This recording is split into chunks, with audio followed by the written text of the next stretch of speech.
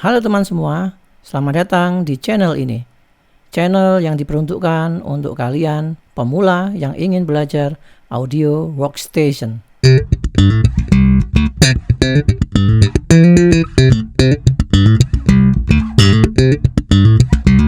Halo teman-teman, kembali lagi dengan saya. Kali ini saya akan meneruskan bahasan video kemarin mengenai akustik ruangan. Tapi sekarang kita akan mencoba melihat room modes ya, mode ruangan.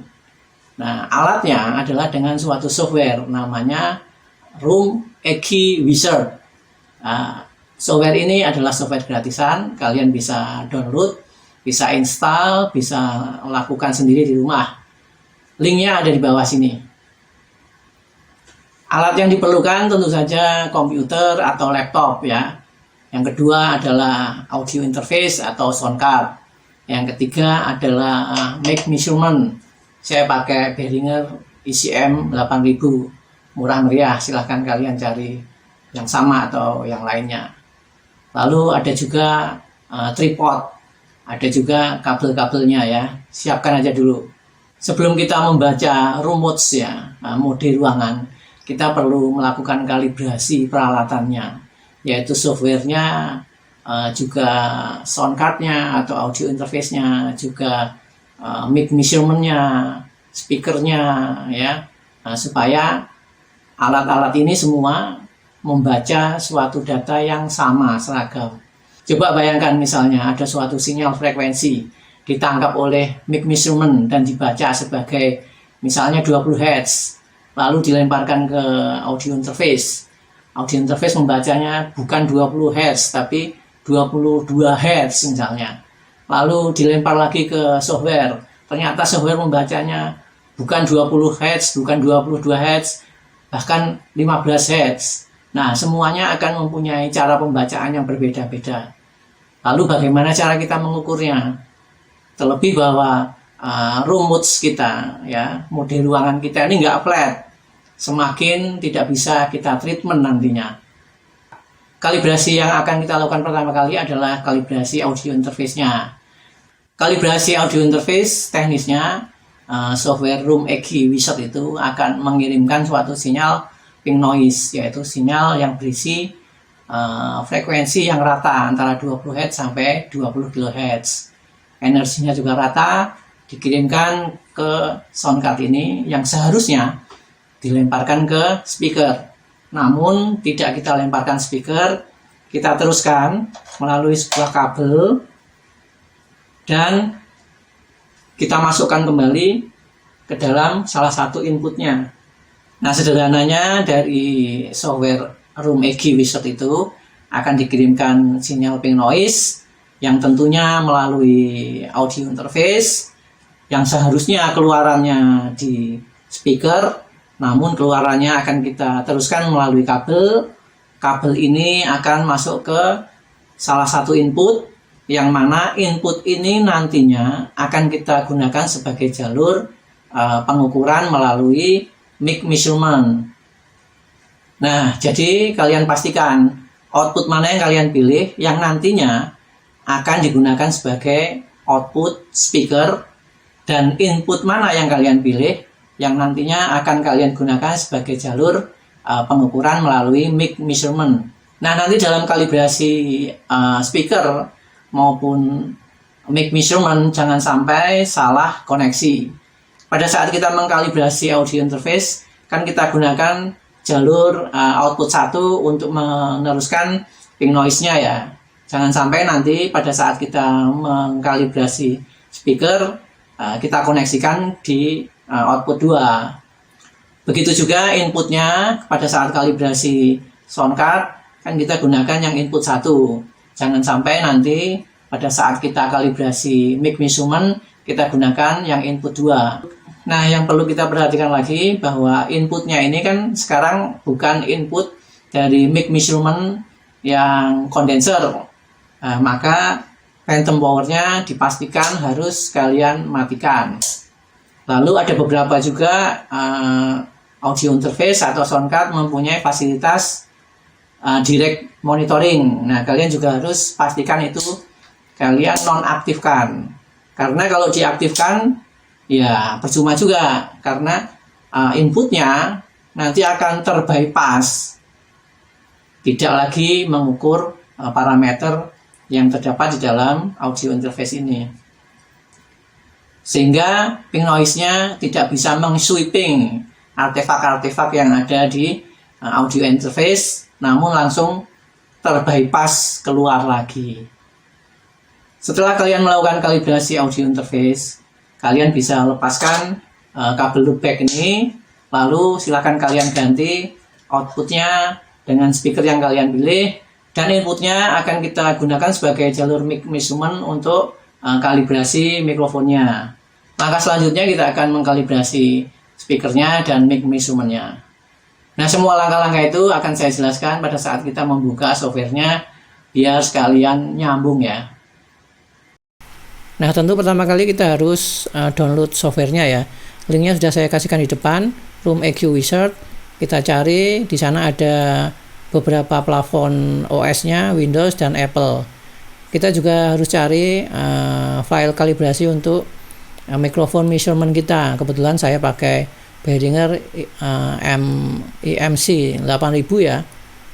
Banyak yang menyediakan linknya, tinggal kita cari, filenya ada di sana. Nah, contohnya seperti ini, di bawah ada link untuk mic kalibrasi Behringer IMC 8000. Nah, setelah itu kita install seperti biasa Room EQ Wizard-nya, lalu kita buka. Biasanya pertama itu ada peringatan, ada updating-nya. Nah, kita lewati saja. Lalu kita buka preference-nya pertama kali. Di sana ada panel kontrolnya, preference itu untuk isian-isian konfigurasi perangkat supaya nanti kalau dikalibrasi terbaca ya. Ada drivernya ASIO atau Java, kalian bisa pilih. Nah, ASIO itu biasanya digunakan untuk perangkat-perangkat audio interface yang profesional. Yang Java itu setahu saya sih itu bit depth-nya itu kurang dalam, dia hanya sampai 16 bit, kalau yang ASIO sampai 32 bit. Nah, silahkan aja kalian pilih. Tentu saja isiannya untuk mengkonfigurasinya itu berbeda antara ASIO dengan yang Java. Kebetulan untuk yang Java ini saya kurang familiar, saya pilih yang ASIO saja ya. Lalu untuk pilihan soundcard-nya, karena saya pakai Tascam US 16x08, saya pilih itu. Nah, kalian bisa sesuaikan dengan soundcard kalian. Nah, yang perlu diperhatikan bahwa di bawahnya itu juga ada pemilihan input sama output untuk loopback-nya.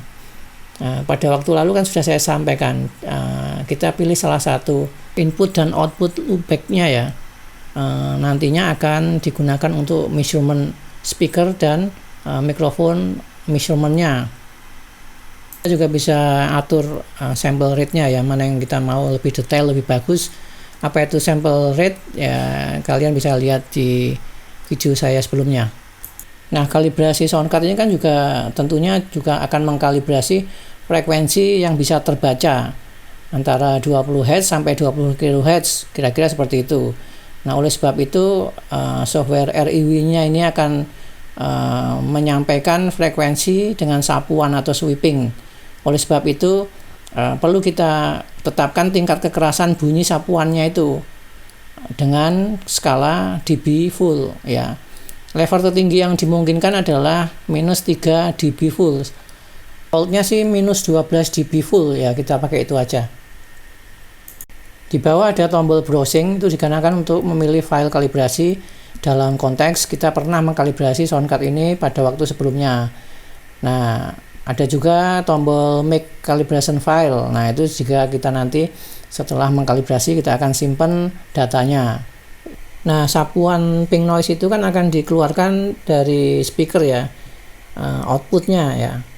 Nah, ada dua pilihan tuh, dari speaker utama atau subwoofer. Itu menentukan frekuensinya karena berbeda. Yang subwoofer tentunya frekuensinya lebih rendah daripada yang speaker utama. Nah, silahkan kalian pilih. Kalau memang tidak menggunakan subwoofer, ya pilih saja yang speaker utama. Nah, setelah konfigurasinya terisi dengan benar, jangan lupa cek lagi sound cardnya, kabel loopback-nya tadi terpasang dengan benar di input dan outputnya yang sesuai dengan pilihan di panel tadi ya. Lalu jangan lupa juga matikan phantom powernya karena ini tidak menggunakan mic measurement. Lalu nonaktifkan juga direct monitoringnya. Nah, setelah semua benar, baru kita tekan tombol kalibrasi. Nah, sebetulnya cara kerja mengkalibrasinya yaitu bahwa software Room EQ Wizard itu sebagai tone generator mengirimkan sinyal pink noise ya yang akan dikeluarkan oleh output sound card itu ya, yang kita pilih dari output 1 tadi lalu masuk ke input 1. Nah, di sana sinyal itu tadi akan mengsweeping artefak-artefak yang ada di sound card untuk bahan analisis dan kalibrasi selanjutnya. Setelah selesai, kita tekan tombol next. Nah, selanjutnya yang harus kita perhatikan bahwa input dan output yang terhubung dari kabel loopback tadi juga harus kita kalibrasi tingkat level kekerasan suaranya. Kita klik next lagi. Nah, perhatikan itu bahwa keluarannya benar min 12 dB, tapi inputnya kurang dari min 12 dB. Maka yang kita perlu lakukan adalah menaikkan gain inputnya. Setelah selesai, kita tekan tombol next. Nah, pada sweeping yang pertama tadi kan kita mendapatkan artefak dari sound card. Yang kedua, lalu kita menyamakan level dari input dan output. Sekarang kita klik next. Maka sekali lagi software Room EQ Wizard akan mengirimkan kembali signal pink noise dan melakukan kalibrasi. Nah, nampak di situ signal pink noise berjalan dan membentuk suatu headroom ya. Headroomnya adalah di 12,8 dBFS. Ya, sebaiknya headroom berada dalam kisaran antara 10 sampai 15 dBFS. Kalau misalnya pengukuran kita kelebihan, maka kita harus sedikit menurunkan level mikrofonnya. Setelah selesai kalibrasi sound card, akan ditunjukkan suatu grafik itu yang menunjukkan bahwa sound card kita itu respon frekuensinya itu flat dari 20 Hz sampai 20 kHz. Hasil kalibrasi ini bisa kita simpan untuk kita panggil kembali kelak. Nah, langkah selanjutnya kita buka lagi preferensinya, kita buka tab kalibrasi. Nah, di sana output dari sound card kita sudah tampak ada file kalibrasi yang kita simpan dari hasil kalibrasi yang lalu. Tapi di inputnya belum tersedia file kalibrasi. Kita upload dari downloadan yang tadi ya, pertama tadi. Kita cari filenya, kita upload. Nah, semudah itu mengkalibrasi mikrofon measurement karena kita punya file kalibrasinya ya. Nah, namun demikian file kalibrasi itu tidak mencakup standar SPL-nya, sehingga sound pressure levelnya itu juga harus kita kalibrasi. Untuk itu kita bisa lihat tanggapan SPL-nya dari mikrofon measurement yang kita punya itu dengan cara mengklik menu SPL Matter. Nanti akan muncul tuh angkanya, SPL-nya berapa. Nah, angka SPL ini belum tentu sama dengan SPL kalau kita mempunyai alat SPL eksternal yang terkalibrasi. Nah, itu harus disamakan. Perhatikan bahwa setting pembebanannya adalah C dan responnya adalah slow atau S. Klik tombol kalibrasi, maka akan muncul pilihan speaker mana yang akan kita gunakan untuk mengeluarkan bunyi white noise yang kita gunakan untuk pengukuran SPL-nya. Sekarang kita ambil perangkat SPL meter eksternal kita ya, yang tentu saja terkalibrasi. Kita lihat angkanya, apakah level dB-nya itu sama dengan yang tertera di layar atau di software. Kalau tidak sama, ya tentunya harus disepadankan supaya pembacaan nilainya itu sama. Setelah sama, kita klik finish. Nah, sekarang kita sudah siap mengukur respon frekuensi ruangan ya. Tempatkan mikrofonnya di sweet spot, yaitu di posisi telinga sound engineer. Dengan menggunakan tripod duduk sejajar dengan speaker.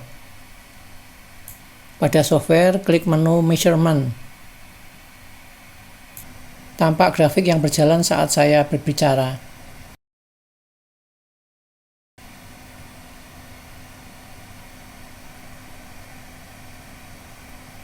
Sekarang kita isi parameternya, namanya kita isi aja studio test ya. Lalu apanya ya, catatannya mungkin kita bisa tulis catatan di sweet spot misalnya. Kita bisa juga isi tanggalnya. Lalu frekuensi range-nya kita isi aja 20 Hz sampai 20 kHz.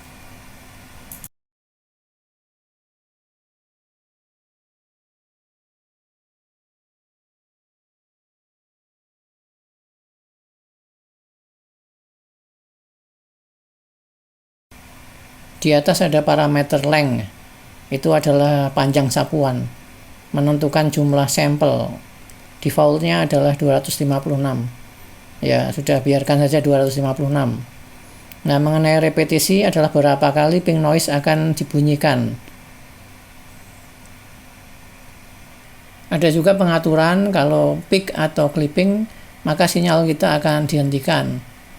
Perlu juga kita cek levelnya untuk membunyikan white noise, untuk menunjukkan level kekerasan bunyi, dan akan ditunjukkan apakah level yang digunakan sudah oke atau belum.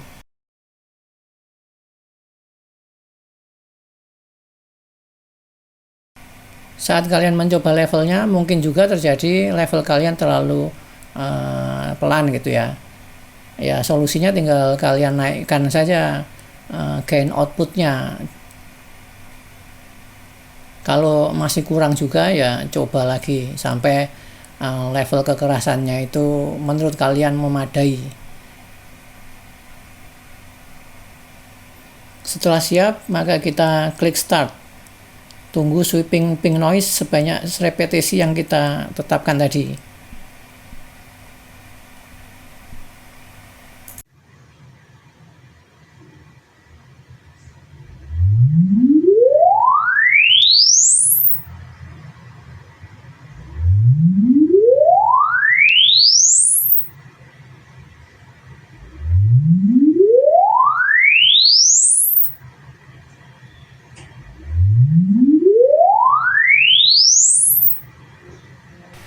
Nah, ini adalah hasil dari grafik pengukuran respon frekuensi ruangan saya. Ini kalau saya smoothing dengan memilih grafik yang lebih lurus ya, terdapat boosting di sekitar berapa itu ya, 500-an Hz ya. Nah, itu yang akan kita treatment. Nah, ternyata juga low frekuensinya itu tidak sampai 20 Hz. Ya, itu wajar karena speakernya juga near field ya. Dia tidak bisa mengeluarkan suara low di 20 Hz. Ada beberapa menu analisis respon frekuensi ruangan bawaan dari Room EQ Wizard ini yang cukup bagus ya. Salah satunya adalah tanggapan terhadap reverbnya RT60. Nah, kita lihat bahwa reverbnya itu di bawah 1 detik semua. Ada memang beberapa yang mendekati 1 detik, tapi saya kira itu nggak signifikan. Kita bisa treatment lebih jauh lah itu. Lalu ada juga analisis mengenai clarity antara suara yang datang langsung ke telinga dengan suara pantulan setelahnya. Nah, karena banyak pantulan kan biasanya menjadi nggak clear itu ya. Sehingga sebetulnya inline dengan RT60 itu pantulannya itu harus diminimalisir supaya kejelasannya makin nampak. Nah, standar pendengaran dalam percakapan itu 50 milisecond ya, disebutnya C50. Dan untuk musik itu 80 milisecond, disebutnya C80. Semakin tinggi dB-nya itu menunjukkan semakin bagus clarity-nya. Ada juga analisis decay ya. Jadi suara itu memiliki waktu kegigihan tuh. Setelah puncaknya itu mendapat gangguan-gangguan seperti reverb, refleksi spekular. Refleksi spekular itu seperti standing wave itu loh ya. Nah, maka kegigihan suatu suara itu yang mendapat gangguan itu akan meluruh itu. Nah, waktu suara untuk meluruh sebesar 10 desibel itulah yang disebut decay. Semakin cepat peluruhan itu semakin bagus. Nah, ini adalah bentuk dari 3 dimensinya grafik decay, namun disebutnya sebagai grafik waterfall ya. Nah, dari grafik 3 dimensi ini kita akan bisa memvisualisasikan ruangan terdengar boxy atau boom atau mati atau hidup. Ini bisa dilihat dari visualisasi 3 dimensi. Ada juga grafik yang namanya spektrogram ya. Ya mirip-mirip waterfall tapi dilihat dari atas. Ada yang warnanya merah itu menunjukkan hot frekuensi yang mana dominan di dalam ruangan ya. Warna semakin dingin, semakin ungu itu semakin tidak dominan. Nah teman-teman, itu tadi beberapa analisis yang saya sampaikan, tidak bisa detail satu persatu karena variabelnya memang banyak banget. Nah kalian bisa belajar dari internet, referensinya juga banyak. Nah mudah-mudahan pengetahuan ini menjadikan produksi kalian lebih baik.